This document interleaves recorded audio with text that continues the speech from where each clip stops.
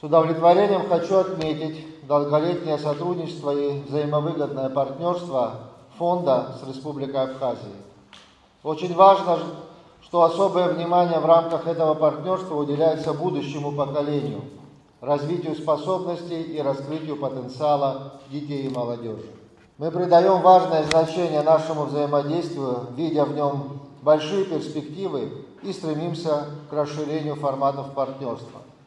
Для достижения этих целей уже заключены соглашения о сотрудничестве с благотворительным фондом развития и поддержки абхазо-российских гуманитарных инициатив, а также между городами Пицунда и Курчатов.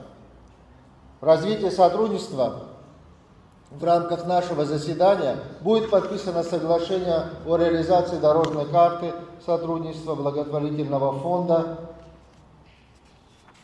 на 2025-2026 годы, открывающие новые горизонты для совместных проектов. Готовы к подписанию соглашения о развитии побратимских связей между абхазскими и российскими городами Новый Афон и Сосновоборск, Гагарским районом и Нововоронежем. Эти решения знаменуют новый этап развития партнерства и демонстрируют нашу нацеленность на еще большее сближение культур и укрепление добрососедских отношений.